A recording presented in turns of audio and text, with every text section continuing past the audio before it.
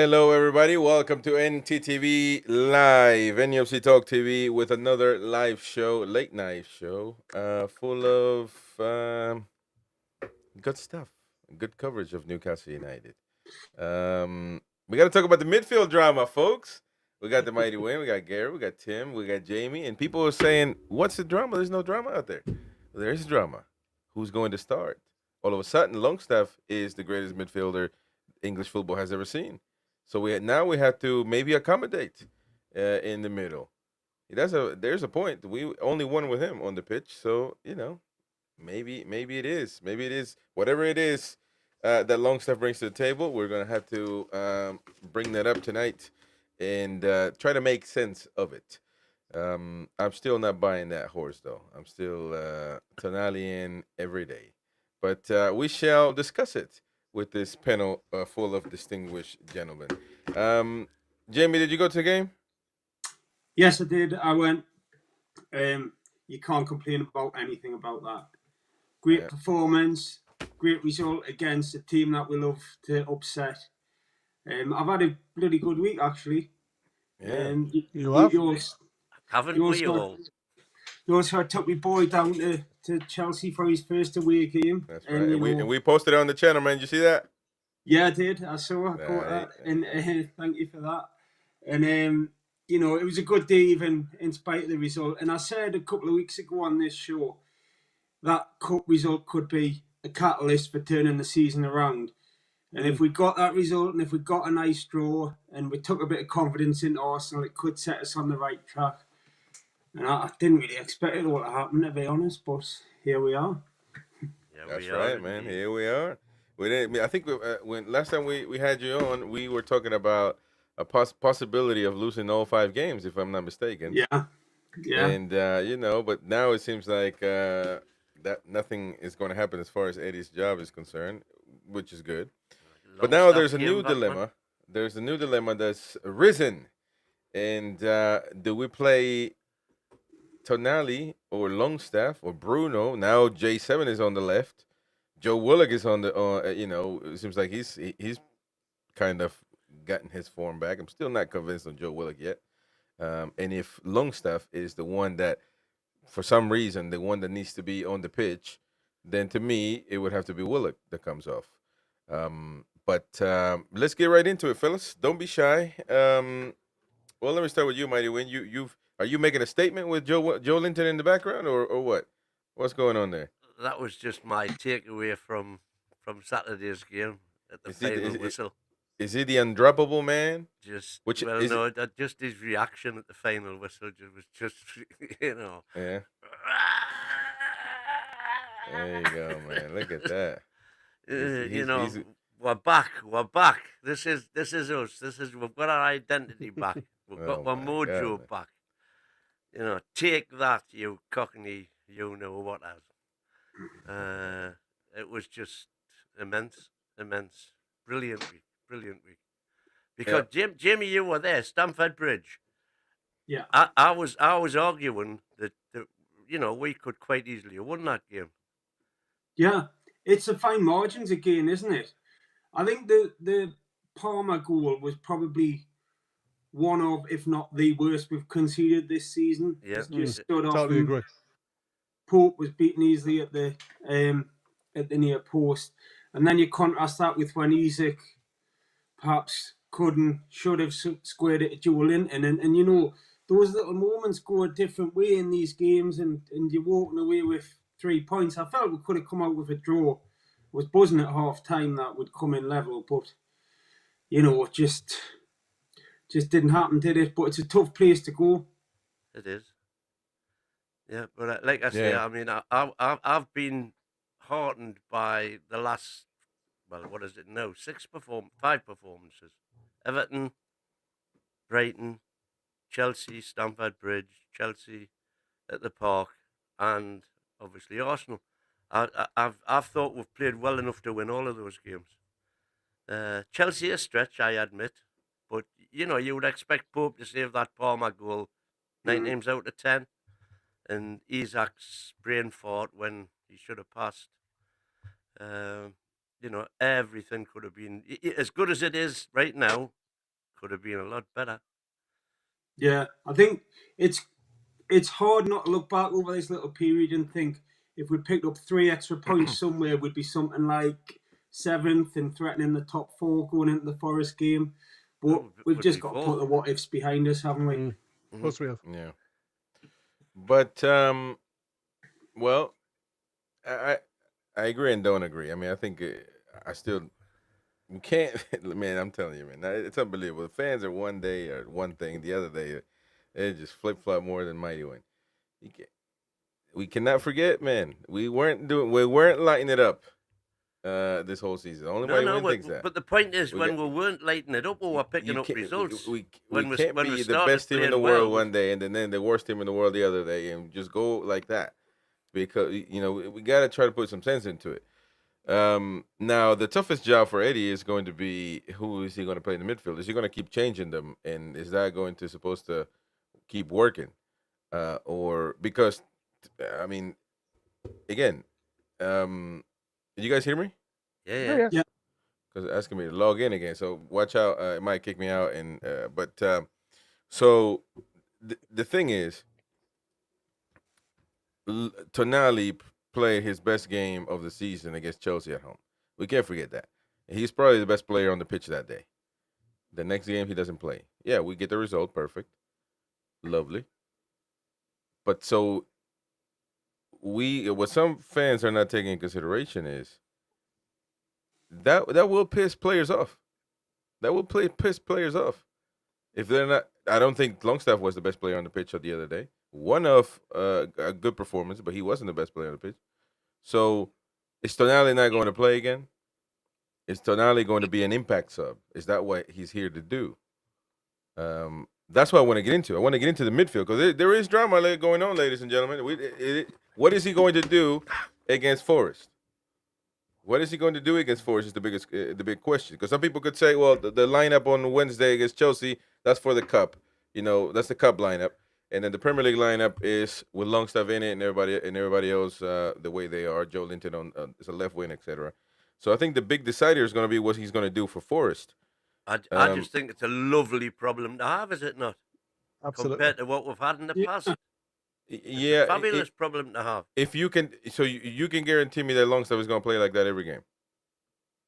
Well, we've seen Bruno have great games, Chris. So he's like we know. People will always look at individual performances, and unfortunately, Bruno is one of them golden boys to a degree where he seems to get away with murder.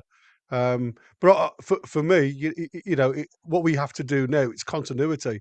It's about continuing to progress with that mentality that we can go out there and play against really good teams, outplay them tactically, outplay them physically, outperform them in each position. And I think we showed that on Saturday. And like I said, sometimes I always worry about early kickoffs more than I do late kickoffs because it just makes you wonder what mentality you're in. Plus, you don't know how the crowd are going to react. But from the word go on Saturday, it seemed as if you'd got not only the players out there performing, you'd also got the 12th man, which was the crowd behind you as well. So for me, it was a case of how do we continue to play? Now, I made or alluded to, have we got a situation, and I go back to the old England squad when we had Lampard and Gerrard in the team, because they were very similar players, because they played in a very similar position, we could never seem to get the best out of the two of them when they were on the park together. So is that a situation that we've got now? It very much looks to me as if playing Tonali in the Longstaff situation, in the Longstaff area, down the right-hand side, he seems to get choked out of the game a little bit more. And I have been watching the games, and I have watched the games back, and you can understand to a degree why he was pulled, because he's very similar track to track than Bruno. They play together going up. They track each other coming back. So it was very much a try to understand the system. Now, according to the papers and the reports today, it's obviously come out that there's going to be rotation in the middle of the park, and everybody will be fighting for their places. Apparently, Tonali was told on Wednesday that he will be a sub tonight because he's played the full 90, and because he was, in my eyes, one of the man of the matches on Wednesday, controlled the midfield with the players around him. That's very much same as Bruno did on Saturday, controlled the players. Now, it also showed to me that when Tonali came on board for Willock, who had run his legs off, it was Bruno that moved over to the left channel, not Tonali. So it looks like to me as though Tonali has some clout within the side, and it looks like he favours a certain position, which seems to very much to me like it could be the central position, which is accommodated by Bruno as we speak. So I think there has got to be a little bit of tweak. We all know that Willock sometimes can be a bit glassy. He's not always the one that can feature for long periods of time. I don't want to see too many chopping and changing, like bringing J7 back from the left wing position and putting him back left centre or left. It just, to me, it just makes a bit of a mockery because you're starting all over again. So there will be some chopping and changing. I agree with Win. It's a great thing to have, and I think Eddie's also said that it just makes everybody need to work a little bit harder in training going forward to prove. But the guys that I'm worried about now, and I've said this before, it's the likes of Miley. When does the likes of Miley, the fringe players, get a game?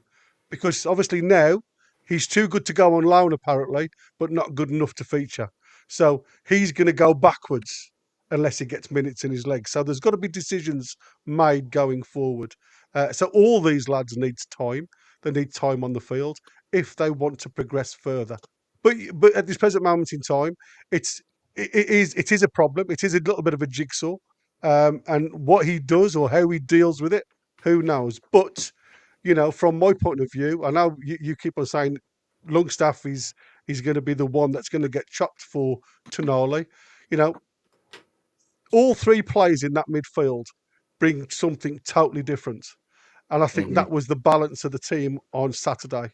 Like I say, when I've seen Tonali play, to me, there's just too many similarities between him and Bruno. I'll be honest. I think it's a bit of a stretch with Lampard and Gerrard. Obviously, those are two top players. I don't. I mean, I just don't see that. Tonali and Bruno.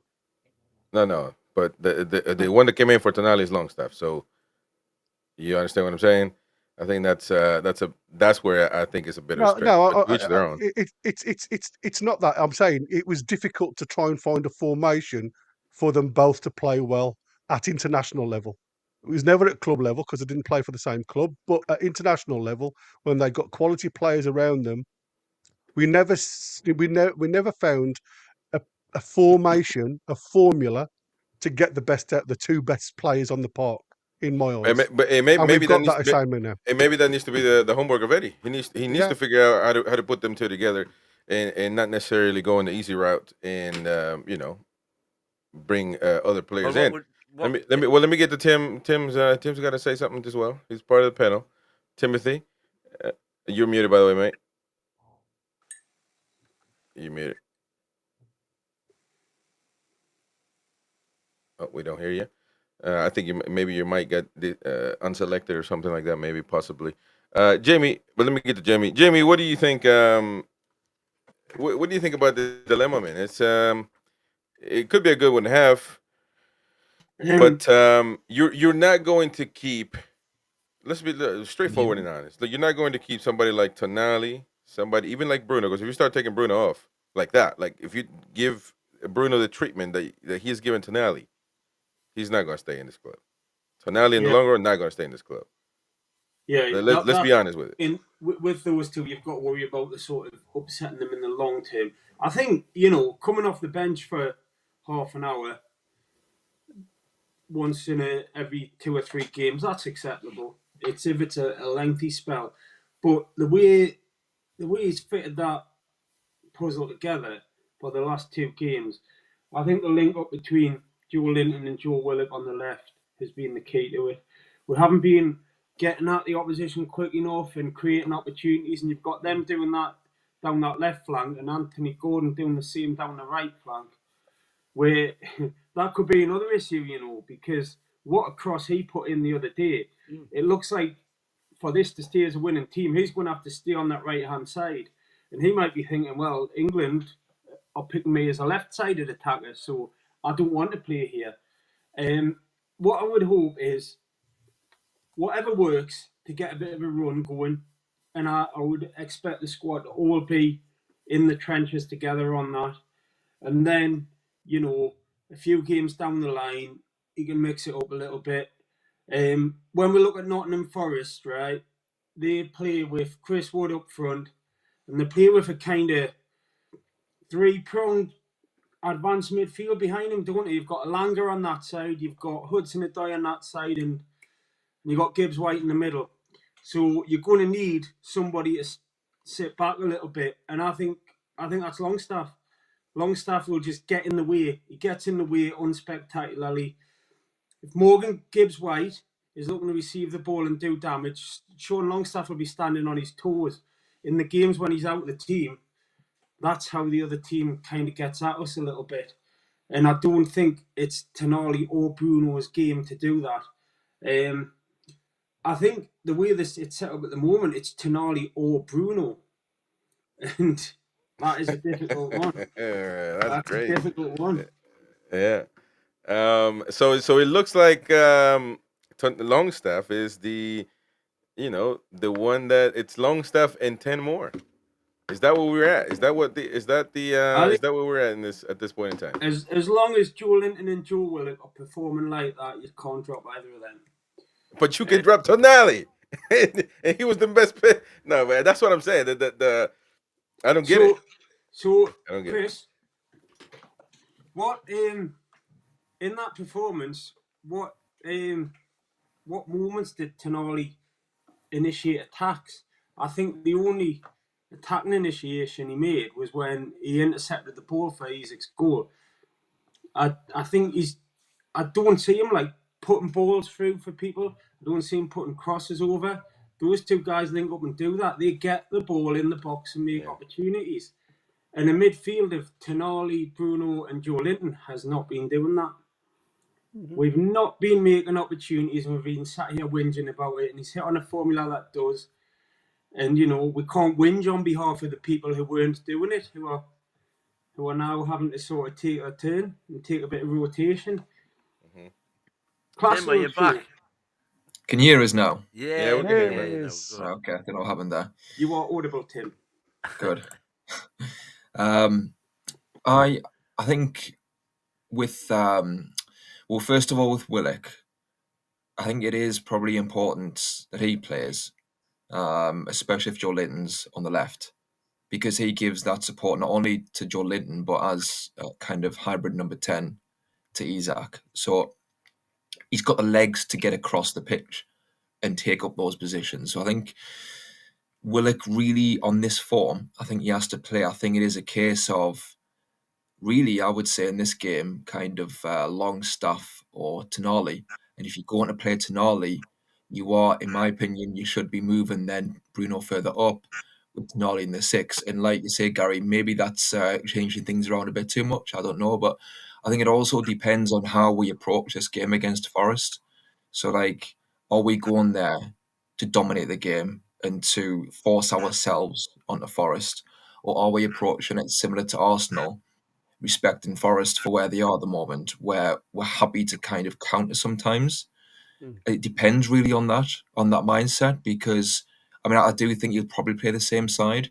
But I think if we want to go there and if we're going to rotate that midfield, then maybe it could be a game where we say, you know what, we think we're better than Forest.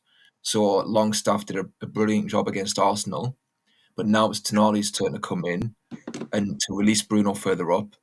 But it's a case of, does Eddie trust Bruno, for example, in that same position to have the kind of defensive nous and to keep the shape that Longstaff does?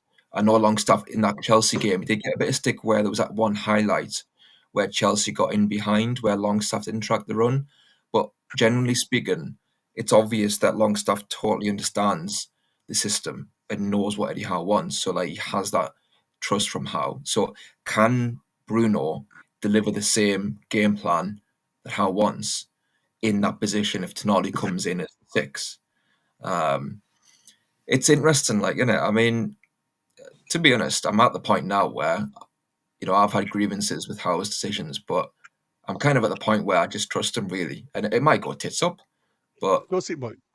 yeah, but like, I think he's working with the data. He's got the best intentions. And as well, on your point, Chris, about losing the players, I think it speaks to Eddie Howe, where he's able to get players on board who aren't playing.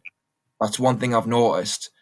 Even Lewis Hall last season, do you know what I mean? Like, I was screaming for him to play last season, even though he's only 19 at the time. And to be fair, I think you can maybe still argue that maybe you're still worth throwing Hall in at times, because there was a phase where Burn was struggling. But Lewis Hall, he never complained. He never, you know, gave bad vibes to the press. And he was asked about Eddie Howe, and he was actually he'd hardly played games, and he was praising Eddie Howe, saying how much he'd improved him on the training ground. Even Barnes this season has praised Eddie Howe when he wasn't starting games after scoring as a sub. So on the point of Tonali getting upset, I think it speaks to Eddie Howe's man management that it's probably unlikely that he'll get upset based on that. For now, anyway. Obviously, if it goes, you know, years and years, that's a different matter. But for now, I think it's all in hand in that way for Eddie to rotate the team. But I think it kind of goes off with regards to the mindset of the game and how we approach it as to who we play or who we play midfield. Lee Ryder from the Chronicle posted an article today that saying Sandro Tonali was told he'd lost his place in Newcastle's Premier League match against Arsenal to bring in fresh legs into the team, and because he had played against Chelsea. So the question is, load management is basically what it is, or according to Lee Ryder, of course. So we don't know if that's true or not. But he also quoted Eddie Howe, who said on Saturday, "You're trying to manage everyone's game load. Really, all those midfielders would have ended playing in 2 of 3 games we've had. So Sandro missed out from the start, but was important from the bench." So if you look at the main reasoning behind Tonali not starting, just on what Eddie Howe wanted to say, he mentioned load management. So, and then Longstaff's performance came out of that, obviously, because he had to play. But is that what do you guys think about that reasoning right there, load management, and that's why Tonali didn't play against Arsenal? Well, I think more and more Premiership points are not going to be won with 11 players. They're going to be won with 12, 13, 14, 15 players.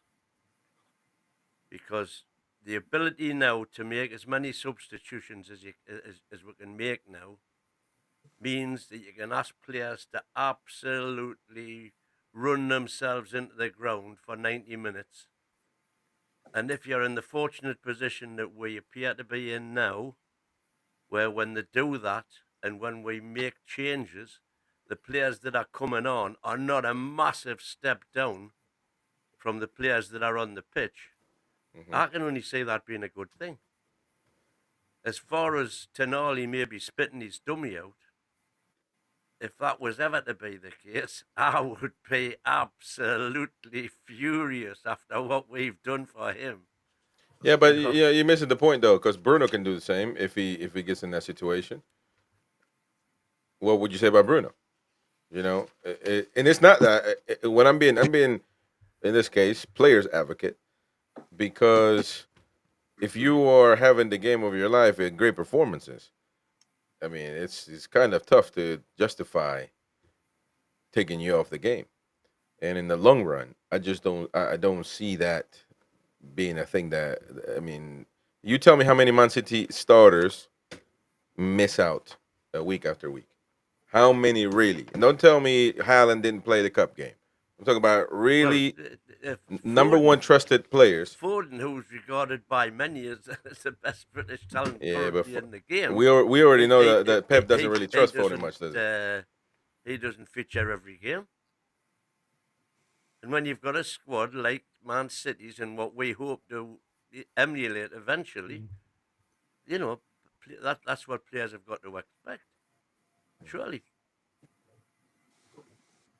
The one thing I would say is with that point, Chris, is the most kind of questionable one in a way, just for me, has been the Barnes situation where he was scoring, whether it was off the bench or whether it was starting against Spurs, starting against I think it was Fulham, and he scored in both games, but he was still then kind of dropped after one game against Everton, I think. So I think that was the one. The reason being with that one that was the most frustrating was because on the right hand side you had Murphy, who wasn't playing great, and Almiron there. So like you could have easily, you didn't need to bring Gordon back in on the left. You could have played him right and always played up front as well. But I think the Barnes one is the one for me where he has really affected games. You know what I mean? Tonali's played well, but for me, Tonali, one of the reasons why I want to see Tonali ideally start at some point and get a run is because he's never had a run, and I want to see him affect games, given the platform to affect games and see the best of him, because we haven't really so far. We've seen glimpses. Hopefully that'll come, but yeah, we'll see what happens with Barnes. But now he's settled on the Joe Linton alternative, hey, that's a good point because nobody talks about the Barnes thing no more. And Barnes is yeah. still right now, as of today, the most effective player for us this season. Well, the thing is, obviously, after that performance, then obviously it is harder for Barnes to say anything right now. I think Barnes will probably weigh things up in the summer if he doesn't get any more game time naturally, and perhaps look for a move, because I think he's a quality player and he needs to be playing more games. But it's a long season. For now, you've got Joe Linton and Willock on that left hand side. It is a unique situation with them too, that they dovetail so well. So for now, Barnes maybe has to wait, but at the same time, I would like to see him come in some games where we are the favourites and we don't necessarily have to worry as much about being as compact defensively, with Joe Linton there. So I'd like to see Barnes have games when it's that type of match. But for Tonali, like you say, when he kind of owes us a little bit as well, I don't see an issue with him getting upset anytime soon right now. Well, like I say, this is where Eddie will be found out or not found out. So we have a big squad now. We have a deep squad. We've got a deep midfield. We haven't got a deep squad, and that's what I said. You've still got areas of concern, and it's how you develop certain points. Now, lots of people are going to say, and I was one of them, throwing Gordon on the right hand side, starting him. The first game we've really seen him do anything on the right hand side. It looked like we'd got a lot of balance. Now, that could have made the game a lot easier for Longstaff. It could have developed him because you'd got an outlet all the time on the right hand side. I think in the past with Miggy and Murphy, it was whether the ball was going to come backwards rather than keep going forwards. And it was how far to commit your bodies from midfield. And it's like I said, you guys have hit the nail on the head. I think the person who is going to be wooded at this present moment in time is Barnes. It's not going to be any of the midfielders, because I think we're 26 games to go in the Premier League. We are going to get suspensions. We are going to get injuries, and you need that quality in depth against when it comes to the crunch where players are out of the team, and you need versatile players that will fit in. What I don't want to say, and I think where Eddie has been guilty this season, is he hasn't fully got the jigsaw right.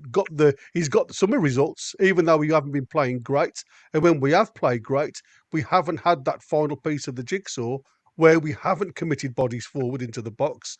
We've got a single target to aim for, who was injured, who was carrying, So there was lots of elements that were just not right for us to get us over the line. And I think going forward now, if I was to put money on it, because the one person that come to Newcastle thinking he was guaranteed game time would have been Barnes. And unfortunately now it looks like he's gone down the pecking order. Yeah. And the other thing is, the whole reason we're having this debate in the first place, and let's not forget, is because Longstaff's had one decent game. Well, and that's what I've been saying the whole time. Let's not forget that. Because he played one good game, and we tend to forget the past. So that's what I'm concerned about. If I could feel that Longstaff is going to play like that every week, or even less. Football's a game of today, isn't it? So at the minute he has played that well, so he gets his flowers. There's a couple of things here. I think we just need a team to beat Forest because, come on, everyone cheer. There's yet another international break. The Nations League, which, gets the blood pumping, doesn't it? Another bloody round of that after Forest. Yeah. And, and then... glorified friendlies. You're maybe going to have a couple of people back. You're maybe going to, have certain responses to some niggles, like Isaac looks like he's still a bit niggly. Joe Willock tends to... not do so well when he has a run of games. But that Forest game is suddenly an extremely tough match. If you look at the fixtures after that, when we come back from that international break between then and Christmas, we've got a lot of winnable games. Yeah. And I think, like Tim says, you can take a little bit more of a chance with playing the likes of Barnes and maybe having a Tonali Bruno pivot and things and do the experimentation. And you can use that international break to think, right, how do I attack West Ham in a couple of weeks? How do I go to Palace after that? And so on and so forth. But I think whether it's sticking with the winning team or picking a forensic site to cancel out the threat of Nottingham Forest, you just need to win that game. Fulham scored twice in injury time to send us back to the bottom half of the table. We're 11th now. Win at Forest, and I think we'll be something like 6 come next weekend. So I think it's got to be about that. And then I'd say to everyone, have a little look at the fixture list. Between now and Villa on Boxing Day, after Forest, there's a chance there to put a run together. And in that run, he's going to use that squad and he'll settle on that team. But we've just got to look at this one game before the international break. Okay, so what does, and this question is not it's a real question. I really want to know because I really struggle to, not this game because Longstaff played good, but I want to know exactly because now there's a thing where Longstaff plays and we win. He doesn't play, we lose, we draw, whatever. So what is he really doing, in your opinion, that is making us win games, that is helping the team? What is he doing? What does he bring to the table that might be the reason of why we get results when he's on the pitch? I think part of it will be, like I said before, Longstaff simply knowing where to be. Some of it will be things that we don't see necessarily while watching the game, or things that stand out. But it's sometimes, I think, something as simple as keeping the shape of the team and him knowing where to be to keep that shape and what runs to make and when to make them. So, for example, I think Howe might think we are more compact with Longstaff in the team because of his positioning. But also it might be the ground that he covers as well, where he's able to get forward and support and then also recover and get back. What I would say, like I said last time, is that his passing was a lot better against Arsenal. I know it's one game, like you said, but his passing was a lot crisper, one touch and release. So you've got to give him that as well for the Arsenal game. But I think it's that Premier League know-how and that Premier League nous and that physicality that he brings that sets into Eddie Howe's way of playing in his system. It's not glamorous necessarily, it doesn't stand out.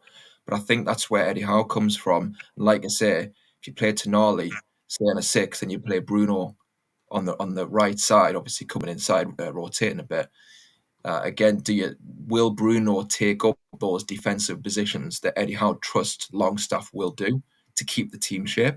It's little details at that I think Howe is looking at, which again, like you say, Jamie brings us back to how are we approaching the game? Do we want to force ourselves onto Forest and have all the ball, dominate the game? In which case, maybe you can afford Bruno to be not as switched on, not have that nous defensively on that right side channel, because we're going to be going forward more. But perhaps away at Forest, we are playing really well. They have got some quality players, and I do think he's probably going to play the same team with Longstaff in there, knowing that kind of team shape and kind of defensive nous. So you think Longstaff will be starting against If Forest? I was to bet, I would probably say that. I would probably say the same team. Yeah, But he's going to pick. right. I mean, you got to put this into perspective. And we said it. You had a game midweek on Wednesday. You had a day off on Thursday for the lads. They come back. They have one game. One day to prepare for Arsenal. And Eddie said it himself in the after match chat. He went back to a tried and trusted, if you like. It was a 22-23 team, virtually, that was Champions League, that was pressing high, that was winning the ball back in their third. And again, it's about preparation for a team. When you've got a team that knows how everybody else is playing, and we keep on saying, you're really reliant on three midfielders that do something different, that bring to the table something different to play as they did against Arsenal. It's never going to happen every game, because we know Willock will come out the game. We'll know Longstaff will have a bad game. It is the nature of the beast, and there will be some movement around the park. It's like I said, it's where you put Tonali to get the best out of him, because as of yet, we haven't quite seen the best of him, I don't think. He's a quality player. We all know what he brings to the table, but it's like I said, is he better in the centre where Bruno is, and move Bruno somewhere else? And maybe you see something different from Bruno, because what we haven't seen, and Jamie mentioned it earlier, when you've had J7, Tonali and Bruno in the midfield, there was nobody from them three actually committing themselves into the box. They all went forward together. They all moved backwards together. There was no move. You've got to look at the way it is. Both the outside players from the midfield play in train tracks. They have a 10-yard span to get box to box, and they play within that system. Now, the one thing that both Willock and Longstaff has given the team on Saturday was the legs, and it was shown. They were both box to box. They were both committing to the cause. Willock, to the point where obviously he'd run so hard, he'd run himself out of gas and had to be substituted. And that's what you're going to get with him, because he's been out for so long, and it's probably going to take another 3 or 4 games. And unfortunately, the international break has probably come at the wrong time for Willock, because it's going to be down tools again for a couple of weeks, and it's going to make him a step back rather than steps forward. And I think, like I said, that there is going to be momentum within this midfield, but we've got areas of concern around the park, and I'm talking about right centre back, right wing still, and somebody in the chat have made a good comment about if we buy a right winger in January, we're supposed to be looking at, does that mean that then we move Anthony Gordon back over to the left-hand side, which is heavily dominated by 3 or 4 players now? So we seem to be sorting out one position and making a mockery of 2 or 3, and I think we've just got to be careful while we've got it semi-right, not to go throwing too much into it and making it go back to the start of the season, where we were tempering with certain tactical things and not quite getting there, not quite getting the balance of the team right. So it is slowly at the minute, but we are getting it right. You mentioned Tonali not being the best player that he could be yet, and maybe that could be why he's not getting the minutes. But can he be his best without getting the minutes? The chicken or the egg type of thing. Well, that's like everything else. It's all about where he can get game time, and it's going to be, like I say, the rotation. December's thick and fast games, isn't it? We always know it's like half a dozen games in a small period of time. There's going to have to be rotation.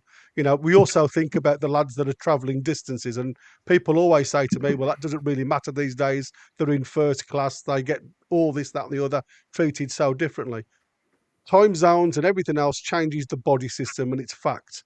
Now, I've said all season, once we've been having the international breaks, Bruno comes back and he's not quite the player, and it's taken him virtually till now to get back to that player that we know he has been in the past. So it does affect you. Tonali's a European player. The time zones are totally different. It's a shorter distance. So there is going to be opportunities for Tonali to play that centre player, because I think he can play that role really well. We saw that on Tuesday against a very good outfit in Chelsea. I know people say it was their second string, but trust me, there's a couple of them players I wouldn't mind in this team. So you've got to look at it for what it is. There will be time. There will be game time for all of them. It's not the big stars that I worry about. It's the lesser stars that I worry about for game time. Mighty Wayne, what is Longstaff doing so great? No idea.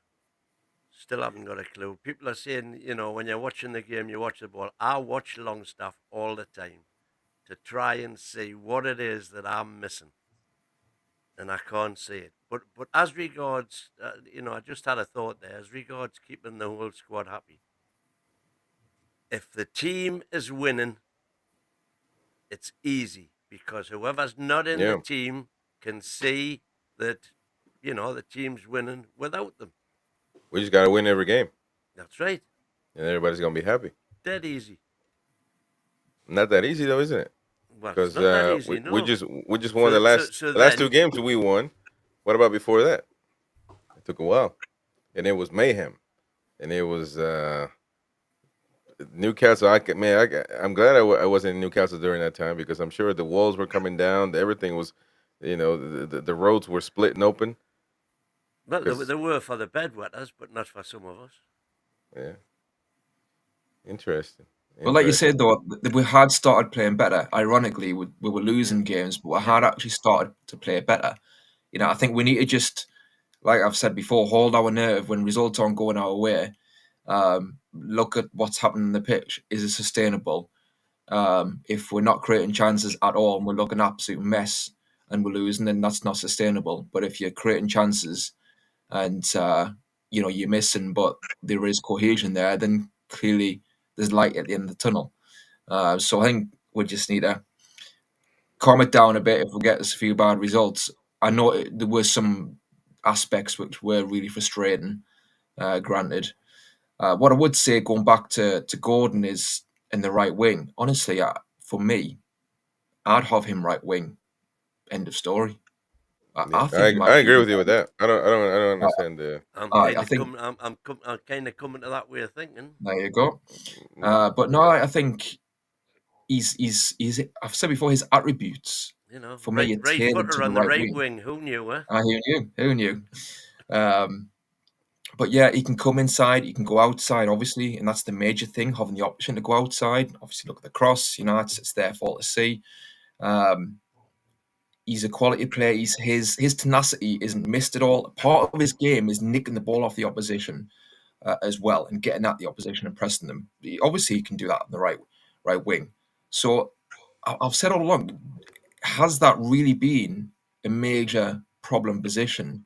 It has been, because we've been playing Miggy and Murphy there, and they've both got their qualities, but they're not at the level we need to be starting.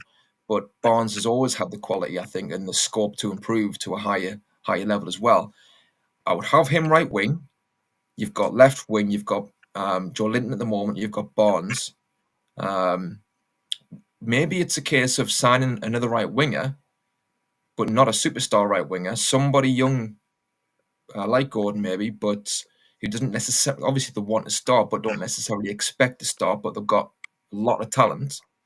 And then you've got Joe Linton, Barnes left, Gordon, new signing right.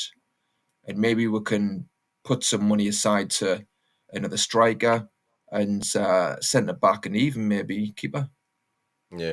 Thank you, Mighty Man, for gifting a membership. That's going to Parky. So congrats, Parky, and consider resubscribing once it's up. I'll tell you what, let's go with some comments and see what's out there. Let's see, we got this. Paul Guys, hi. Could you wish Paul from the Team Review get well message? Well, get well, Paul. I know he deals with Parkinson's and stuff like that, so maybe he's dealing with that, obviously. But get well soon, of course. Paul from the Tune Review. David T. If I'm the opposition, then I'm happier if Tonali's on the bench. I agree with that. By the way, David T, your flask is in the post as we speak. Yeah, he won. Is He that won code? Yeah, well, that's why. But we got to clarify because Mighty Win. He says he wants to try everything once, so don't know. Got to be careful. Never touched an illegal substance in my life. Yeah. But anyways, Stephen Harker, Longstaff is the gel in the hair, the tartar sauce with the fish and chips, the naan with the curry, and the spaghetti with the ragu. There you go. Well, he might be. Might be, man. He says Wood always gets 12 goals plus and doesn't get injured. Wood, Wood, yeah, we're gonna play against him. Does anybody on the panel tonight regret getting rid of Chris Wood? Hand on heart. I mean, nah. Well, I don't personally, but when you look at Wilson's injuries, but we said last time, though, I think that Wood has always scored goals, but it's been playing in sides that play to his strengths. And when he was That's here, the ball. well, exactly, yeah. He did a good job for us in terms of his keeping the shape of the team, pressing, but we didn't play to his strengths. And everywhere else, he scored goals. So he's a good player. He's not a world-class player, but he is a good player. But he's probably not a right fit for us going forward long-term, regardless of Wilson being injured or not. I agree. Yeah. He's on something like 10, 12 goals now, is he? Right, I think we all well, I mean, but if you had those 12 goals right now, trust me, people will let the question comes. The question comes at me. I mean, do I miss Wood? No. Why would I miss something I never had? But I mean, looking at him scoring 12 goals, I mean, we don't have a now. The thing is, he probably would have never scored those 12 goals because he wouldn't be playing. It would be Isak. So I don't know. The thing is, though, I think the shirt was too heavy for him. I mean, having said what I've just said, maybe if we did cross more balls like Gordon is now, maybe it would have worked better. But I think the shirt was heavy for Chris Wood. He'd played for Leeds before, which is obviously a big club, but I think they won the Championship at the time. He'd never played at a Premier League club as big as us, to be fair. And I think you could tell that kind of it was heavy for him. And we don't play his game. We don't. I mean, that's why when we talk about we need. I mean, we had Miggy and Murphy on the wing when he was here in the SM. Well, but that's what always my argument with you is, you want this proper center forward for what? We don't play like that. We don't cross the ball. We don't do none of that. We can barely do it on a set piece when nobody's guarded. But hang on. Has that changed now? One goal, man. Now that we've one goal, one cross and one goal. Relax, man. Yeah. One cross and one goal, but might that make Eddie think, Well, there's more than one cross as well. On the right wing, there's more goals here where that one came from. Yeah. Well, it might be. That's what I'd be thinking. Yeah. Okay. But I still don't think Isak's good enough to beat a man in the middle if he had a proper challenge. We shall see. Yeah, his head's not Isak's strength, is it? Although that was a bloody good one on. Oh, it was beautiful to watch on Saturday. I mean, brilliant. It was just fabulous. He's not going to get 6, 7. He's not going to get a free header like that every time. Shout out to Jordy Dread TV there. Jonathan Shaw, it has to be horses for courses each game. The game will come thick and fast over Christmas periods and injuries. We have struggled winning winnable games or games against teams that we technically think that we should beat. Yeah, well, we thought that in we always struggle. Last year, that was when we had Luton away, Luton Forest. at home, Forest at home. We had all those. We didn't perform. Yeah. We didn't perform. And even this year we had what was it? Fulham. Which we didn't know Fulham was going to perform. I mean, they're still maintaining their form, so kudos to them. They were playing at home. Above us. Yeah. Would But you take a point? Sorry. At Forest. Aye. No. I think we. I mean, it's like I said. They're always going to. You could say it's arrogance, but No, it's not, man. It's just You've got to put it into perspective. I mean, we struggled against their second 11 in the cup.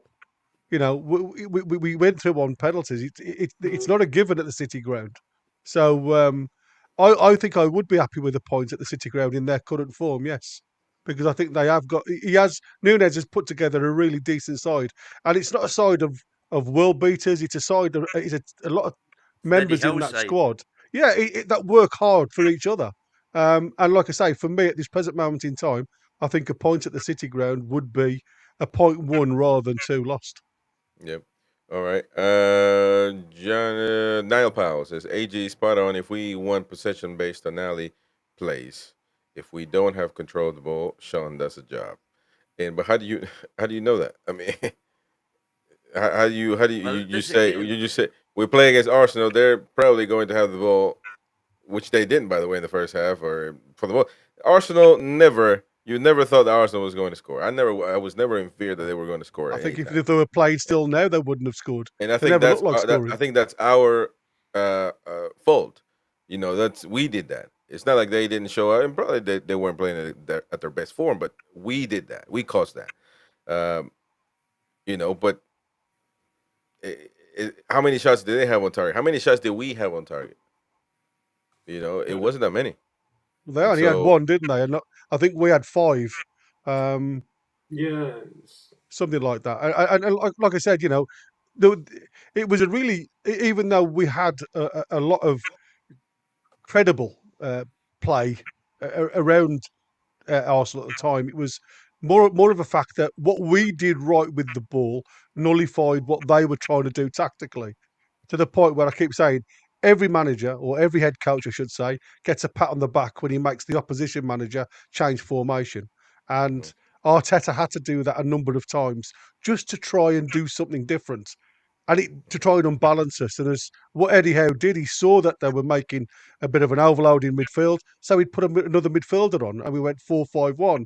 And then all of a sudden, he realised they'd put another forward on, so he goes 5 at the back. And it was just that interchange where whatever Arteta did, Howe seemed to be that step in front of him all the time, and it was just negative. And people argue the toss that you don't. It's not pretty football. Like I said, I'll take a 1-0 for the next 26 games and me. if it means we get up that table. It's not about pretty football; it's about winning the game. And we've said that we've had so many games this season. Last couple of games, Everton and Brighton. I keep saying it. Dominated possession, couldn't put the ball away, and we come away with 1 point instead of 6, and that's the difference. And games before that, where we haven't played so well, we've got 12 points on the board. So you start looking at it and you start quizzing yourself, what style of play suits us? And I think sometimes when you just spoil the opposition from playing well, keeping hold of the ball like you've just said, then that just nullifies what the opposition can do to you. all right. And that's what you've got to do away from home, isn't it? You've got to, absolutely. You've basically Hey, got to have more of the ball. You've got to nullify the opposition. That's And another thing, man. The away form. Those 2 options on either side, Gordon and Willock, I think we can get at Nottingham Forest. Well, absolutely, and that's why I would probably start Kelly. Because Kelly gives you that left to right outlet. Hall I thought was outstanding on Saturday, but I would like to see somebody like Kelly who can just play that ball over the top for Gordon to run into the channels. I think sometimes when Shaw does it, he goes a bit too straight when he's trying to put in. And if you noticed at the weekend, Shaw's straight balls sometimes just go too far in front of everybody running onto them. One of them led to the goal, mind. Oh, that's what I'm saying. But it was more of a corner, right to left corner, wasn't it? So it wasn't a straight ball, and that's the other thing with me. We just need somebody from the left, apart from Hall, who can ping the ball across to the right hand channel. Well, let me welcome D-Man in the building. How's it going, mate? D-Man. All good? I'm good. I'm good. D-Man. Hello. Hey, man. Glad to have you back, mate. He was just doing his live show, by the way, at 90s Mags on YouTube. So go check him out, 90s Mags. What's your tag, man? At what? What? You don't even. At you don't 90s even know. Max 1990, I think it is. 90s. Okay. Yeah. So people can find you, but we're gonna get a link up. No worries, man, to your show, and so you can go and check out the guys. They were talking about the game as well. But now that we got you in, mate, what is your midfield assessment? Somebody's got to come off. Somebody's got to come on, whatever it is. But are you happy with Longstaff? Tonali needs to be the impact sub. Um, Going forward in the long run, I don't think you can bench Tonali. He's too much of a good player. However, we know that Longstaff brings balance to the midfield. But I also think it depends on, and I hope Eddie Howe thinks like this. It depends on your opposition. So when you're not expected to dominate on the ball, you want to defend, keep it tight, and stuff like that. I think Longstaff is the better option because he recycles possession quickly. He's a good. I personally believe he's a better tackler than Tonali. But his positional awareness is decent, right? Don't go. Tonali's good at pressing and his physicality, but getting in there, slide tackling, you don't see that from Tonali. You see that from Longstaff. But when you're expected to dominate the ball and control possession and be on the front foot, you have to have Tonali in there. You have to have Tonali and probably in his preferred position as a number 6. I think that's the only way you can get it work, because I don't see Longstaff being in that team because moving forward, that's what we want to do. We want to control games, want to be on the front foot, have the more possession. So moving forward in the long term, Tonali's the answer. But short term, in certain games against the Arsenals, the Man Cities, the Liverpools, Longstaff might be the better option. Heck yeah. All right. More comments. So we got somebody was. Oh, I thought somebody was coming in. Michael says last season we moaned we had no midfielders. Now we have too many. Behave yourselves. Competition gets the best out of players, says Michael. There you go. Craig Lee, Longstaff protects the back four and is always available to receive the ball. He does all the running others can't or won't do. Our win rate is 20% higher with Longstaff in the team. Madness to drop him. My goodness, man, he's got to be related to Longstaff after that bio. I just don't see it, man. I don't see it, bro. I'm trying to have somebody explain to me, man. Man seeing either, by the way. You don't see it. He made 2 tackles. No, but that last game he did tackle though. Last game he did. Yeah, the last game he did. I'm saying, and we're having this conversation on the back of one good game for me. Don't go wrong. I don't think he's I'm not a big fan of Longstaff, right? So eventually, I would like to see him play a big role in the team.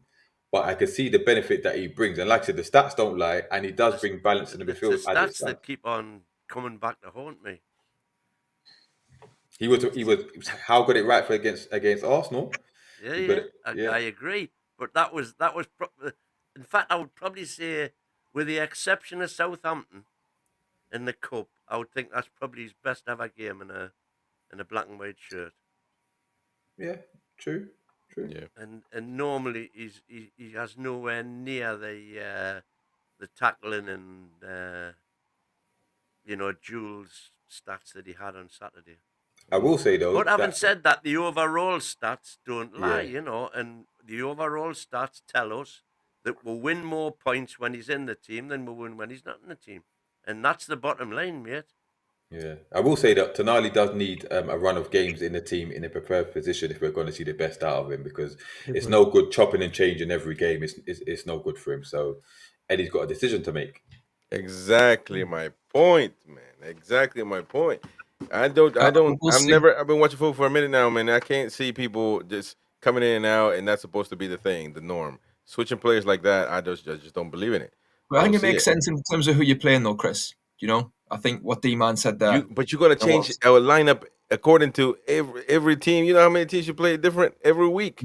While we're progressing as a team, then alterations here and there, perhaps, yes. But going forward, I'm the same. I do want to see Tonali cemented as that number 6. So by the end of the season, he's a regular there. But at the moment, we won the game, so you can't argue.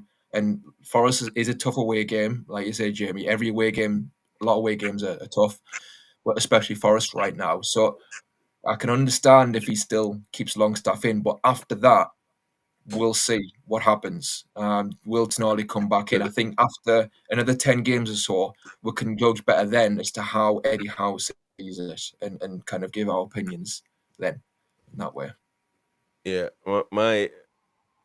So you would just prolong the inevitable in for West Ham as well. So we got Crystal Palace and then Liverpool. So yeah, I No, thought we had West Ham Liverpool at a lot home is lower. a good. I think West Ham at home, I think, could be a good option to play Tonali and even Bonds on the left. Yeah, but we know that Barnes is not clear. You can tell that Eddie doesn't think that he doesn't think he is a starter. And plus, with the Joe Willock and J7 combination that you guys brought up, I don't argue too much that, to be honest, because I mean it worked and you got to have J7 in the pitch. I'm surprised J7 didn't get a yellow card on Saturday, to be fair, because that would be it. That would be the suspension, and Harvey Barnes is back into the team. And that's what I'm saying. It's going to change, isn't it? Here's a point on that. Do you think it would be a good idea for Joe Linton to take the yellow card and get the suspension out of the way before the Liverpool game? Yep. Take one next time, miss West Ham. Should beat West Ham at home without him, shouldn't we? Hey, Benjamin here says, am I hearing this right? We want Longstaff to play over Tonali, the more difficult games. You're not hearing that from me. Everybody's got the... I'm watching my hands on this one. I'm not in this boat, man. By the way. I'm not in this boat. Yeah, I trusted Eddie. Whatever Eddie chooses on the day, yeah, but we gotta come here and talk too, man. I know. But what I'm saying to you is, it's like I said, we don't get to see what he gets to see, and as much as we see names on a piece of paper, do we get to see the main thing? That's what I'm saying. You critique it, and that's what you're talking about. And like I said, all we can do at this present moment in time is critique what we've seen in 90 minutes. And I'm not going to go against Longstaff because I know what Tonali can bring. He's certainly very much more a very technical, gifted player, a much more gifted player than Tonali, than Lungi. But he doesn't play the same. He doesn't give you the legs. He doesn't cover the ground. He likes the ball at feet, where Lungi likes to go and move players around across the park to create space. So that's what I said. You're just going to have different players for different occasions to play in a different way. So let's cut to the chase. Chris, what would your starting lineup be against Forest? Tonali's got to play, so I would put Tonali in the middle actually, because all of this running and defending and doing all that. Hold on. All of the Gary is talking about, Tonali did against Chelsea, and it was man of the match. So I would put Bruno on either the right. He did well on the left when he came on for Willock. So, but I would put him on the right. I would put Willock on the left, and J7 is a left wing. Now, if Longstaff needs to be on the pitch because he is. No, I'm asking what you would do. Oh, I would do that, but yeah, I would do that. I agree. Yeah, right. That's what we said on Saturday. Bruno, Tonali, Willock, Gordon, Isaac, J7. Yeah. Isaac up front. AG on the right. Never move him. You can't move him anymore. J7. Okay, right. So what would you? And I would put Lloyd Kelly instead of Byrne, though. We didn't talk about against the defense. Chris Wood, who he's marked a million times in training. Man, I don't give a dip. I do what I think is best. I'm the strongest team. I worry about me. I don't change. There's 20. How many teams are out there? 29? No, not 29. 19. You gonna change 19 times? I don't see that. I don't see it. Now you can make an adjustment for Haaland. You can make an adjustment for one of those. We're talking about anyway, not the defense. Exactly. Well, that's fine. I would do you Tonali. Would go Bruno, Tonali, Willock. Jamie, what would you go? I would be. I don't know. I could potentially go with that one, or I'd leave Longstaff in, leave Tonali out. I think. But which would you do? You're the manager. Which would you do? Whoever he thinks is going to stop Morgan Gibbs-White tearing us apart like he did at St James Park last year. And if that means that person stands on his toes and doesn't kick the ball, that's a good game. You can have a good game, and I know because I've played in this position, you can have a good game as a defensive midfielder without passing the bloody ball once. If you keep the danger man quiet, that's a good game. So you're saying Longstaff's job would be to mark Gibbs-White as opposed to try and make him runs in the box? I'd say whoever's there, someone's got to nullify the fact that they play with a deep lying number 10, I'd call him. I don't know what you call him these days. Is he number 8?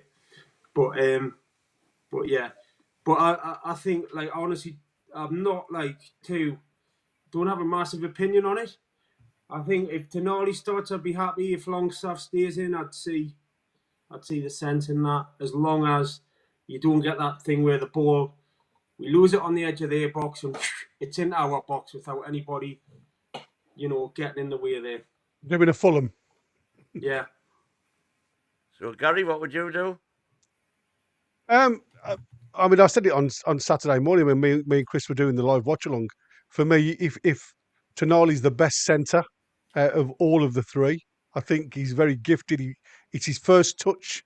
The ball always looks under control. There was a lot of speculation in social media about Tonali couldn't be the deep line player because he hasn't got the skill. I disagree with that. I think it's shown massively. I mean, I know it's only one game, and apparently, you can't see everybody in one game, and I think that's true. Bryce said with Chris, for me, moving either Willock out the team or Lungi out the team and putting Bruno on a more free role, I think you will get a lot more from Bruno, where he's not hampered, be playing too deep and then trying to catch up with the team. We all know Bruno has only got one speed. He's not electrically fast, but he does progress the ball up very well. And I think if you put him on that inside left or inside right position, like we said, we saw him come on the left-hand side. He come on again with Tonali come on the field. Tonali came into the centre against Arsenal, didn't look out of shape whatsoever. He controlled that middle of the park with Bruno to the left of him and Lungi onto the right. So there's a lot of... When Tonali came on, Bruno took over. Willock went off, so he took over from Willock. So would you? No, he went central. Bruno went to the left. Yeah. So I would play Bruno either left channel or right channel, and I'd have Tonali stuck in the middle. Same as what me. And who would be on the other side? Either or, because obviously we know Willock doesn't play the right channel. Well, so Bruno on the right, Willock on the left. Or I thought that'd be great. Or Longstaff on the right and Willock on the left. Either or, because like I said, Bruno will need a rest at some point. Don't forget, he played over 50 games last year.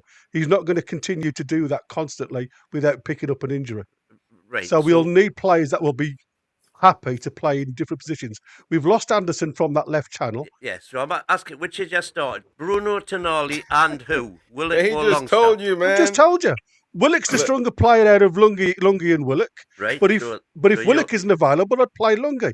You would have Bruno as your interchangeable midfielder. I can't defend you on that one. Though you put Longstaff already, so you gotta.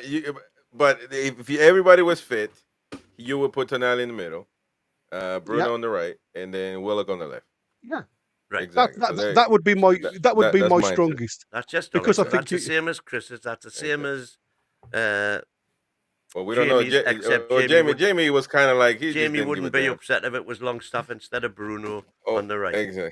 Exactly. So Tim, well, he looks like Tonali, so he's definitely gonna put Tonali in. Who'd you play, Gary, again? I'm sure. So, I think for me, I agree with Jamie. It's really tough. I wouldn't be upset with either Tonali or Longstaff playing. Ultimately, on paper, I think the best balance and potential is Tonali in the middle, Bruno right, and Willock left. Right. Okay. And so we've got. I'd be very tempted to do that for the Forest game. I'm just honestly, it's really hard to decide because we have to respect Forest, and Longstaff does give that stability in midfield. And like you say, Jamie, he knows where to position himself. No spelks in your backside. Make your mind up. It's difficult. If we're going to that game to control it and dominate, then Tonali. Middle, Bruno right. So Bruno, Willock. Tonali, Willock. You can't drop, for me, we can't really drop Willock. If Joe Linton's playing on the left, for me, Willock has to play left inside channel. It's either dropping. It's between Tonali and Longstaff. Bruno and Willock have to play. Joe Linton probably still has to play left wing. You know what I mean? Nobody wants to put their hands on fire, man. David T says you should be politicians. D-man, look at you, D-man. What you doing? It's simple for me. Tonali in the 6, Bruno on the right and Willock on the left. There we There you go. go. Well, we've got a virtual clean sweep there. Well, that's the way it should be, man. We're I'm going to telling you. dominate. We're going to dominate for it. We want to dominate Well, the that's ball. what we need to. We need to them. build up, but it's not happening overnight. We need to build the hunger that we gotta know, go and out there. it's- We're the I- bigger I- team. We're the I bigger haven't- team. We're going out there and going to beat you in your park. You're going to come over here. You're going to get beaten in this park, and that's the team needs to be, man. Hunger. So hang on, I haven't had my say yet. Well, we already know that it's already past. It's like almost 11 in the nursery home, so meds kicked in. But I totally agree. I think Bruno on the right, Tonali in the middle, and Willock and J7 on the left. Because I think Tino, Bruno, and Gordon could become formidable on the right-hand side. Those three, I think, especially with Tonali backing them up with his quick thinking and first touch passes, I think that would be a fantastic. Has Tonali ever played with Longstaff? Yeah, Chelsea. Yeah, but the Longstaff didn't start though. Yeah, he did. Oh, he did. Oh, he did start. Yeah, that's right. Well, Bruno didn't play. Yeah, that's right. And we did well, didn't we? Yeah, we won 2-0.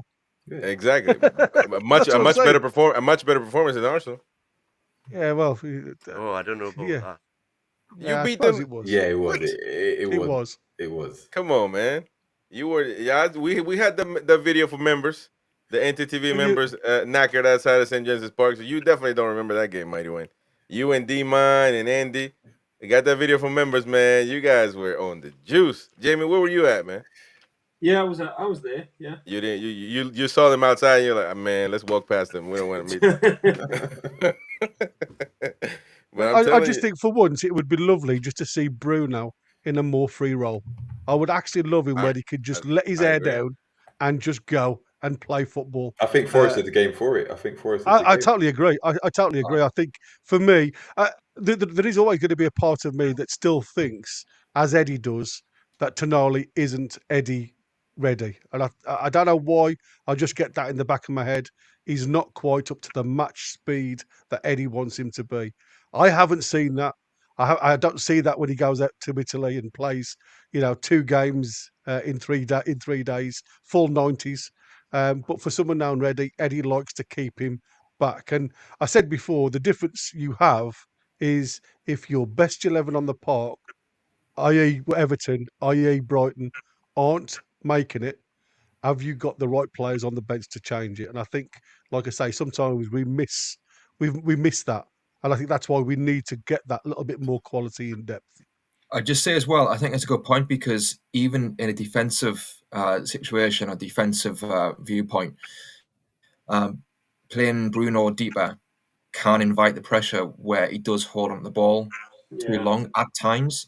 So even if it's just from that aspect, releasing Bruno out of there and having Tonali in there, in itself, I think could be a good move from a defensive point of view, where we keep the ball better. We're not putting ourselves in dangerous positions as much. Don't get us wrong, Bruno was brilliant at times when he was there deep against Arsenal, no doubt about it, but there are occasions where he takes liberties. So that's another reason maybe to play those 3. We got a question here from Alan Thompson for the lads. Question for tonight: with Lewis plus Tino starting to play well and possibly for England fullbacks, possible England fullbacks, trying to buy Gehi in January and Botman coming back, we have an international defense. Thoughts? I'm telling you, we're not gonna move away from the Marquis saga. I'm telling you, Marquis. We will. I'm not ITK or anything like that, but I just from what I read every day, there's always somebody that puts an article quietly. Somebody out there always talking about Marquis still being the man, and I do rate Marquis. I think he is generational talent. No, I don't know about all that, but I think he is certainly a talent, very talented center back. International, I love me some international players, unless you're from Guam. But you gotta be England, man. All that pressure that England has to perform and do well, you got to take that in consideration. What do you think about Alan Thompson? It was supposed to be the midfield show, but he has a cat among the pigeons. I'm still not 100% certain that Tino is ready just yet. I agree. You know, he's not the finished article. If it's going to count for Longstaff, it's got to count for Tino. You can't have it both ways, man. You can't, D-man. Stop that nonsense, man. I just think his positional awareness sometimes lets him down, and Switches off, doesn't he? Yeah, he falls asleep sometimes. So we need to, if he can concentrate for 90 minutes consistently, then we can start thinking about him being ready. But he's still got that gene in him where he just, I don't know, he switches off, like you said. I'm just not fully convinced on that. I think the game against Arsenal was probably his best game for us defensively. So if he can continue like that on that trajectory, like Hall's been doing, continuing every game, improving every game, then we can start thinking about, he's solidified that place. He deserves the England call up, whatever. But for now, I think we just need to just relax a little bit and take our time. See, I think that tactic suited him down to the ground, because he moved out the back four into the middle three, where we went to a 3-3-4 at some point, and it seemed to, because it pushed them right back to try and cover the spaces. He had so much freedom to go and play in that right side of midfield, and it was far right, and it was a really good tactical position for him, because every time the ball was a 50-50, he hadn't got to close down the space, where usually, because we were so deep in the back line, he's usually got yards to get to the player to stop him pressing. Yeah. Where when he was praying, in actual fact, he hadn't got that much distance to actually close the player. And Martinelli didn't have a sniff, really, against him. And then when you think about it, when I mean, there was Jesus came on and again struggled against him. So I thought he really showed what he can do if you play the right system around him. I thought that freed him up a little bit yesterday on Saturday, and it was perfect for him. Yeah, he locked him up. But we need to see more of it. He's going to have a tough time against Forest, though. Forest, he is absolutely. What they got over there? Hudson-Odoi, innit? Hudson-Odoi, and then you got Ilanga on the other side for Hall as well. Yeah, Lewis Hall did an amazing job, man. That's going to be busy. But but those are clear starters, though. But we're not really talking about, obviously. Well, it's a midfield drama, but not everybody talks about Tonali, which I agree that's the focus really. But Lloyd Kelly not starting for Burn. I mean, that's another one that I need to bring to the table. I think Lloyd Kelly did really good. Did really good, and he's fast. Bukayo Saka just wasn't, he. By the way, Burn did get skinned a couple times in the beginning by Saka, and then Saka said, "Nah, I'm just too big." But Bruno's bread and butter is against a big battering ram centre forward. Bruno's what? Big BDB's bread and butter is against a big battering ram centre forward. Yeah, but his bread and butter is not. But his bread and butter is not against a player like Saka. And, well, that's what I'm saying. But that's why I would play him against Chris Wood. But I would have what I'm trying to tell you, but then again, we'll get into the same thing, man. We just gonna be switching players week after week, and it's like nobody knows nothing the matter with switching players. Yes, there is, man. Results. Yes, there is. First of all, center back. You're from America. You switch teams in the middle of the game. No, that don't happen like that. You've got a team for attack and a team center backs need to know each other like the palm of their hand. They need to know each other. So if we think that Kelly is, maybe we don't. Well, maybe all the more reason for playing Wood than because him and Cher don't know each other. But hold on. Yeah, but moving forward, what's the goal? Yeah, but Chris, if you look at who's been the best team in the country over the last 4 or 5 years, Man City, they never play a consistent centre back pairing. They always switch it up, whether it's Ake, whether it's Diaz, Stones. Sometimes Gavardo can play there. They've got Akanji. So as long as the backline know how to defend, the centre back pairing can chop a change. And also with this one, it made sense to bring Burn back in for Arsenal because of the aerial threat they have from set pieces. And like Wynn said, with Chris Wood, because Lloyd Kelly, as good as he is, he's not good in the air. He hasn't got the height. Look at the Chelsea game. The first long ball that came over, he lost it. He lost the duel. Like that's not his strength. So with Chris Wood, his one of his strengths is heading the ball. you're going to need a commanding centre back to match him. And I think that's why I think Burn will play. Burn will play in this one, and maybe at West Ham he might switch it up. Maybe Kelly's suited for West Ham because of the pace that they have up front. But this particular one, I think Burn has to play. See, that's why we bring D-Man on to talk sense. Well, he thinks a lot like me, by the way, so not like you. So that's why I brought him on. That's why I brought him on. Kelly fit in the long run though, because that. But that's what I'm trying to get at, man. That's what I'm. Botman in a few months' time, playing in that left-sided centre half position. Well, Paul seems to have left back soon up. So is he just going to be a kind of utility back for?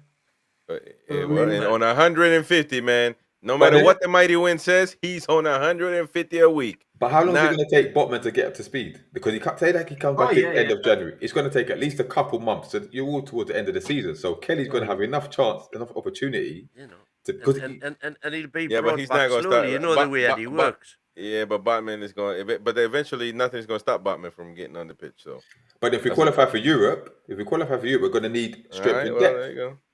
That's a good point right there. And if we bring Margui, it's over, baby. It is over with, man. The thing about Margui though, he can play both sides. So it's I think he'll go to a back three then. I would change the lineup already a long time ago. Really, I would play 4-2-3-1. Three with wing backs. What quality wing backs we have now? True. Yeah. When they're on that game. Absolutely. Thing is, he would play Kelly left back sometimes as well. I think going forward. Yeah. I think that's the problem, though, isn't it? Yeah. Now talking about the midfield, though, sorry, I'm just sorry. I almost spilled my drink here. I don't know who brought up Lewis Miley. Who was it that brought up Lewis Miley? It was Gary. It was Gary.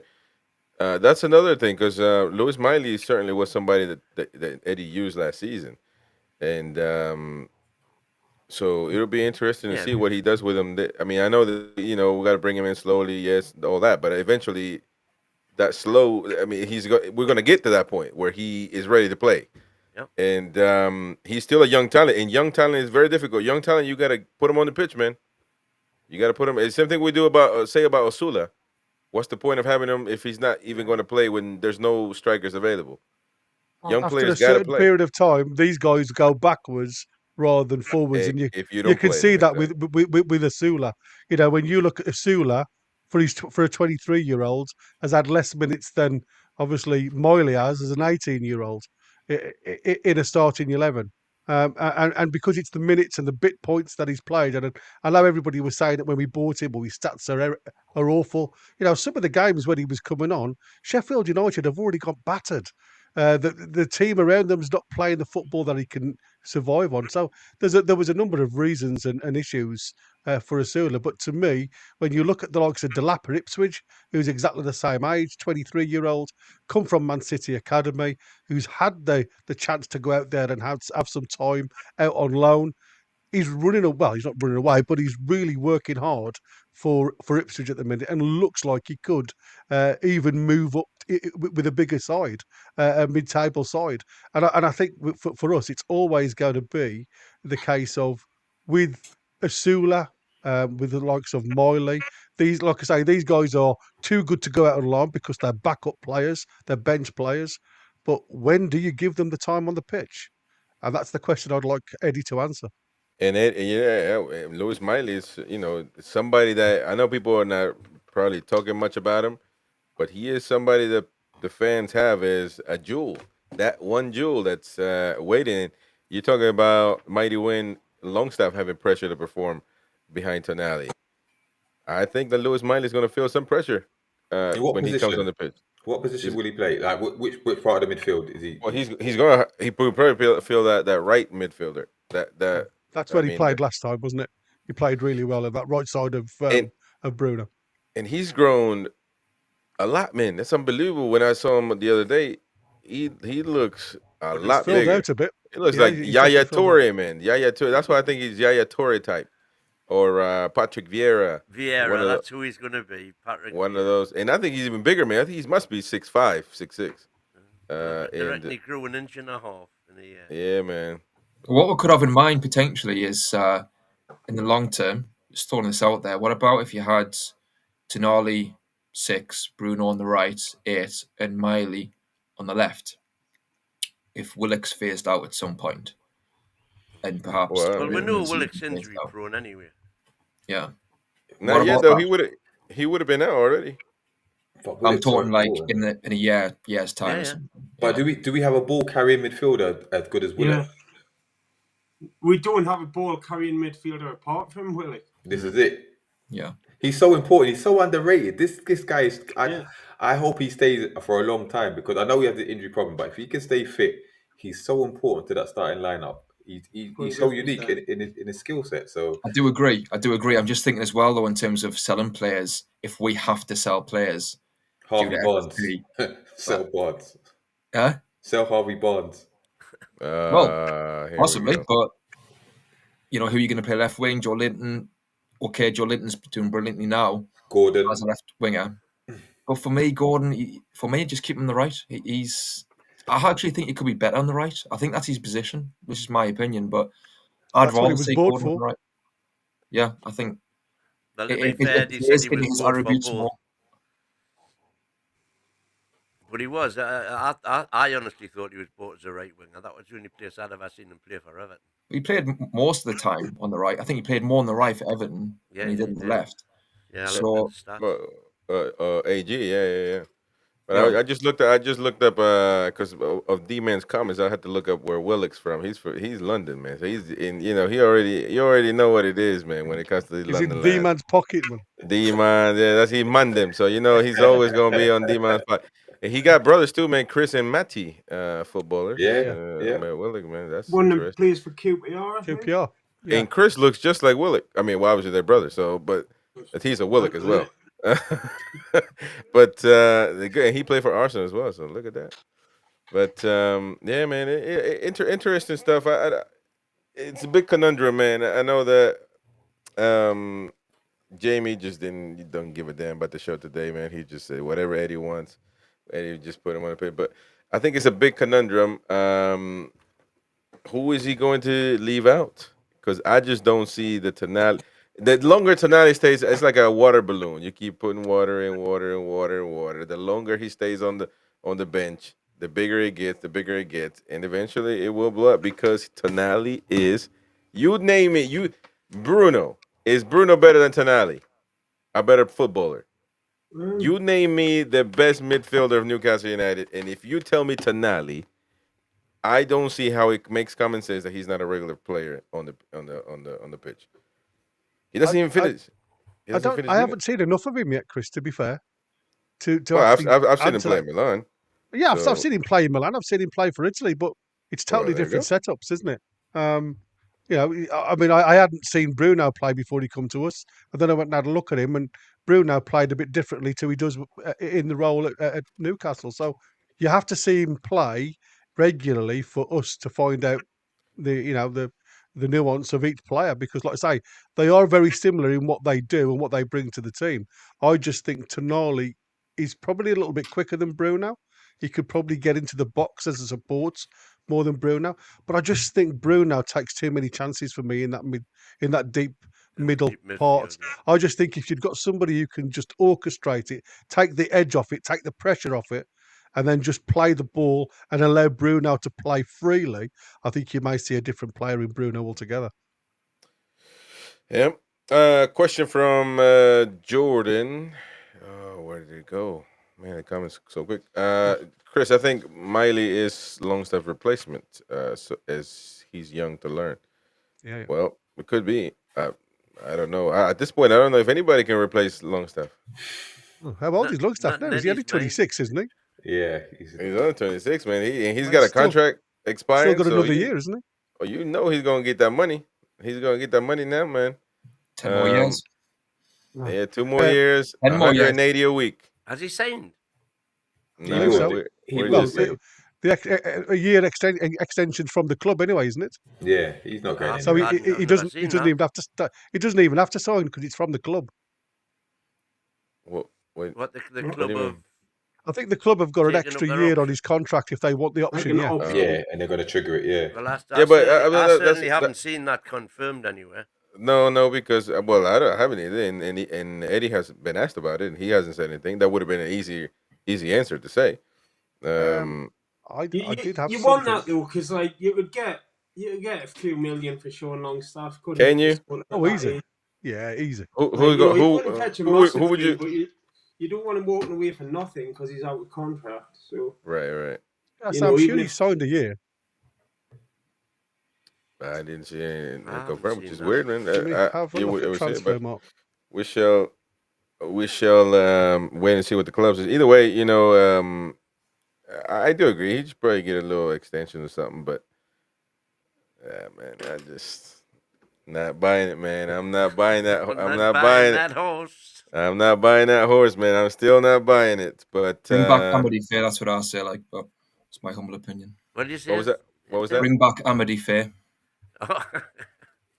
Hey, I thought that I heard that ASN went to come back to Newcastle somewhere on some paper. Monday, Tuesday, Happy Bay. Wednesday, Thursday, Remember Happy Bay. Fair though, centre midfield. Remember him under Souness? Amity Fair. Oh, Yeah. that was Allardyce, wasn't it? No, it was Souness. Oh, Sooners. He was absolutely terrible. Well, everybody Sooners thought was terrible. Aye. Oh, yeah. Hey, I was sent a message, probably a message on Twitter. Well, actually, Mighty Mag, one of our mods, sent me the clip of this podcast. I said, yeah, we'll show it, And then today, the official podcast sends me a message. They're called Open Goal, over 100K followers on Twitter, on YouTube as well. And they just told me to check out their latest podcast where they speak with Kieran Dyer about his career, and he brought up some nice memories from when he was playing at Newcastle, and there was a particular instance where he speaks on about witnessing a training ground bust up between Duncan Ferguson and Alessandro Pistone. We talked about Pistone the other day on the quiz night, remember? Yeah. And really cool and interesting. Let's take a listen, and of course we will tell you where to go find the full episode of the podcast so you can enjoy it, because it's pretty cool. So let's take a listen to Kieran Dyer. Let me know if you hear it from the get go. I always say he's the hardest man in football. We're playing a five-a-side and his team's losing. He's got Pistone in his team, so he must say something like, Pistone, fucking like, stop giving the ball away. And he was like, fuck you, Dunk, or something. So we've probably about 2-3 minutes of the game to go. So like, as the game's going on, Dunk's not moving. He's just following Pistone everywhere like this. And he's on his team. Yeah, and Pistone's not even taking notice. He's just watching, just not taking his eyes off him. So straight after training, so I've gone in the physio room to take off some strappings. So I'm in the strappings, and Pistone coming, because he was like, he's on one bed, I'm on the other bed. All of a sudden, the door gets kicked open, and he's like, "You outside." Pistone starts to cry. No, don't.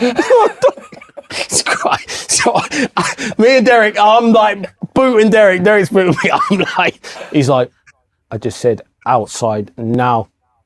No, don't. I'll tell you one more time. Outside now, or I'll fill you in now. Please don't, please. So now he's literally pleading for his life, crying. So then I'll never forget it. And Dunk says, "All right, I'll give you this one. But if you ever tell me to fuck off again, I will fucking crack your fucking skull open." And he just walked out. And I was just like, that was the most scariest, menacing thing. I will crack your skull Imagine open. being on the other end of that, man. Oh, Yeah. Oh, there you go.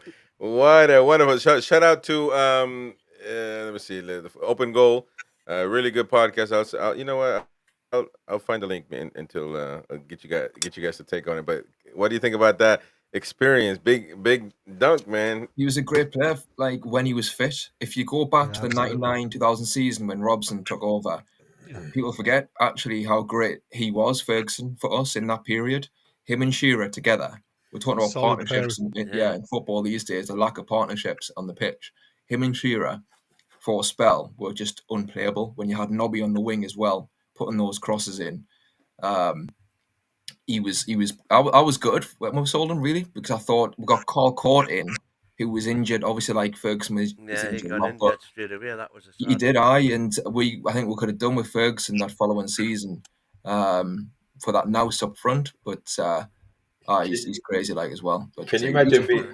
Can you imagine being a fly on the wall on that? Oh my When goodness. when when Hullet, when that, Hullet dropped him. yeah, dropped him for the derby. Yeah, Christ, yeah. That must have been one hell of a scene. Oh, Yeah. Oh absolutely. man, that was Shearer amazing. says I was going to break the door down, but Duncan had got there first. But yeah, Open Goal on YouTube. Really good. I mean, really good podcast. That one, they have more shows, of course, over 100K in followers. So really good stuff. Smash that like button. Well, fellas, any last thoughts on this right here? We just gotta wait and see what Eddie does, don't we? I mean, Absolutely. he's He It the is what man. he's the man that gets criticised if he gets it wrong. That's So right. actually we pressure's all on him. just because I forget all the time, I need to go to the comments. So if you need to go Yeah, in, boys, I'm it going to have to goes. disappear. Okay. Thank Yeah, you ever so sounds much for good. this evening. Catch you later, Have a boys. lovely one, mate. Check later Take care, on. bud. Yep. Ta-ra. All right, let's go with the comments and let's see what the people are saying because we have been missing some comments in previous shows and people do give their opinion, so we got to respect them. Right now, late at night in the UK, 84 people watching, so thank you, appreciate it. Hit that like button. Don't forget, Craig Lee. Longstaff protects the back four and is always available to receive the ball. He does all the running others can't, won't do. Oh, I think we read that one, didn't we? Yeah, I think we read that one. Niall says Barnes could very struggle to get game time now.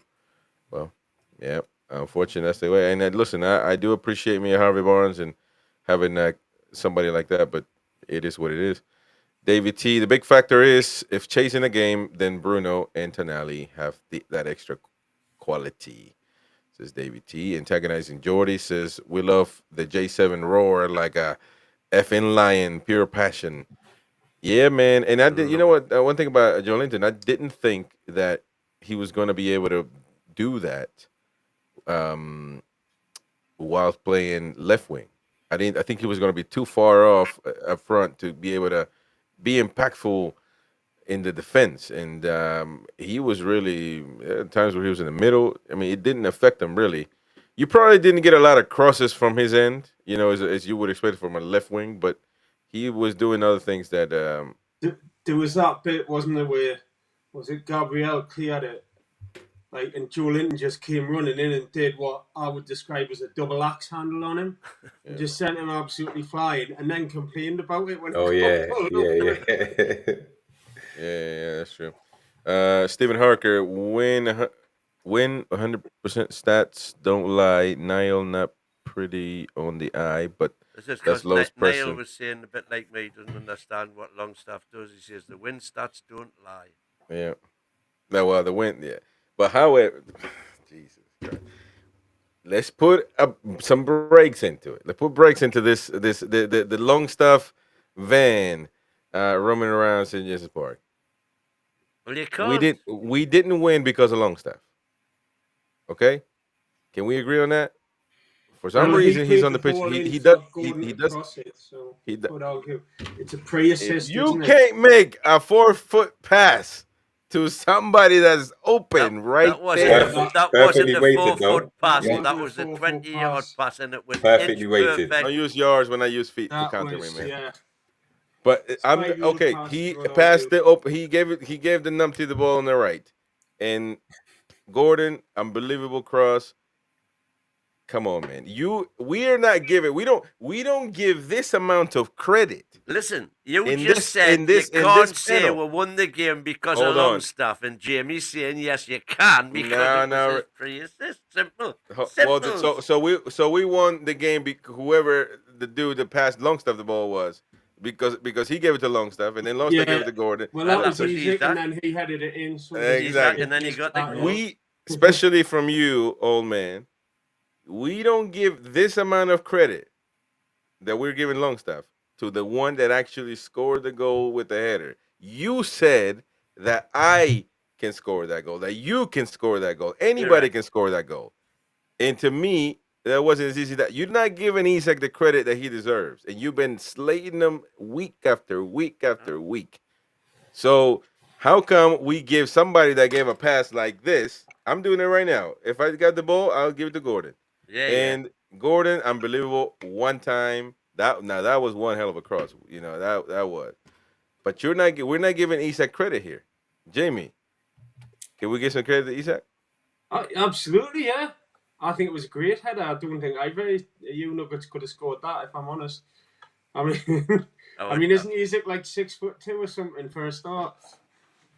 I tell you what, that cross was that good. I would fancy me chances. There you go.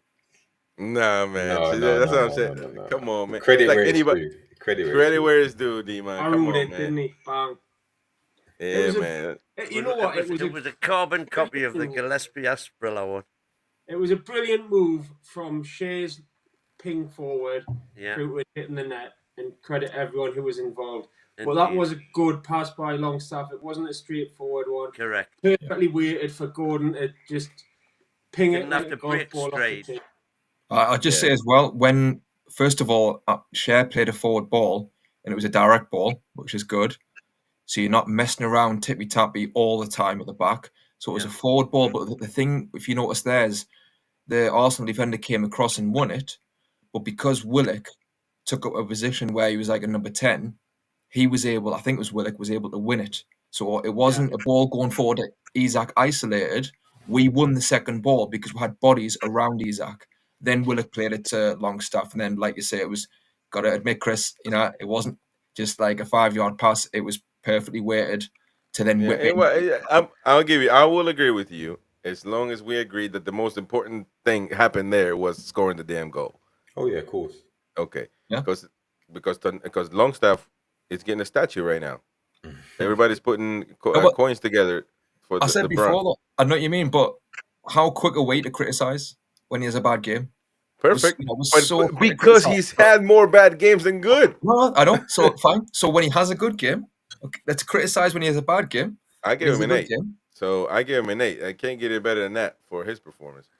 And I'm just saying that you can. I wouldn't hold my breath, bro. I'm telling you, if you're gonna wait for another one like that, you better sit down. I'm not buying that horse. I'm not buying that horse. I'm not buying that car, baby. I'm just walking. All right. Well, listen, we had a great show, and it is what it is. We shall wait and see what happens. Tomorrow we have a show, me and Win at 9 p.m. and that's it. Go to 90s Mags. They've had their show right there. You can go 90s Mags on YouTube. Actually, no. Let me drop the link, man. We gotta drop the link. We don't do none of that vague plugs here, man. We just put the whole link. I got it right here too. I was starting to watch it as I was working out, and then I had to come on the show. So there we go. Go right now and watch that right there. Subscribe to D-Mon's channel and the lad. So anyways, thank you so much for your support. Thank you, Jamie. Thank you, Mighty Win. Thank you, Tim. Thank you, D-Mon. Gary was also with us. We'll be back on the next one, folks. Bye-bye. How are you, the lad?